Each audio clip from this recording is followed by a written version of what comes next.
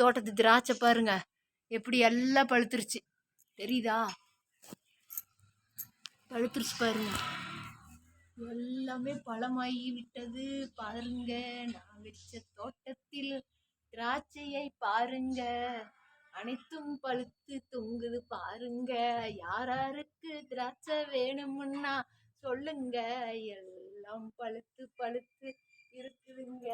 சத்தான திராட்சைங்க, மருந்து அடிக்கலீங்க.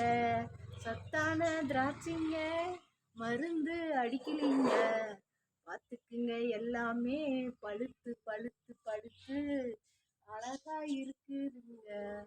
யாருக்கெல்லாம் வேணுமோ அவங்கெல்லாம் வாங்க, திராட்சைய சாப்பிடுங்க, ஜூஸ் போட்டு குடிங்க, உடம்புக்கு நல்லதுங்க.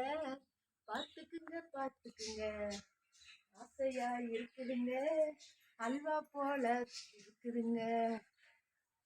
அப்படியே எனக்கு அவ்வளோ ஒரு இதா இருக்குது. திராட்சைய பாருங்க, எல்லாம் பழுத்துட்டாங்க. இப்ப என் பொண்ணு அறுக்க போறா பாருங்க, அறுக்க போறா. எப்படி பார்த்தீங்களா? என் வீட்டு தோட்டத்தில் திராட்சையை பாருங்கள், அழகோ அழகு, எல்லாம் பழுத்துட்டாங்க. ஜூஸ் போடலாம், இல்லைன்னா பறித்து சாப்பிட்லாம். பார்த்தீங்களா? ஃபுல்லாக பழுக்கணும். இந்த மாதிரி ஃபுல்லாக ஒன்று இதுன்னு நல்லா கருப்பாக ஃபுல்லாக பழுத்ததுக்கப்புறம் தான் நீங்கள் பறித்து சாப்பிடணும்.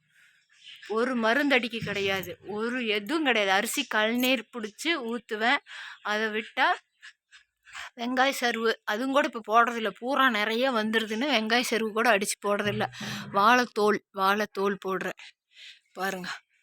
ஒரு கெமிக்கல் எதுவுமே கிடையாது. சத்தான திராட்சை, ஆரோக்கியமான திராட்சை.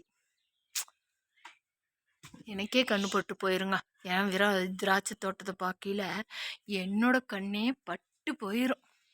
அந்த மாதிரி இது 5வது போகம்னா 5 தடவை விட்டு பழுத்துருச்சு. பழுத்து எடுக்க போகிறோம். நான்லாம் படித்த காலத்துலிங்க புக்கில் தான் பார்த்துருக்குறேன். புக்கில் தான் திராட்சை கொத்து, திராட்சை செடியை புக்கில் பார்த்துருக்குறேன். ஆனால் இன்னைக்கு என்னோட கை பக்குவத்தில் நான் திராட்சை செடி வச்சதை இப்போ தான் பார்க்குறேன். எவ்வளோ ஒரு அழகாக இருக்குது பார்த்தீங்களா?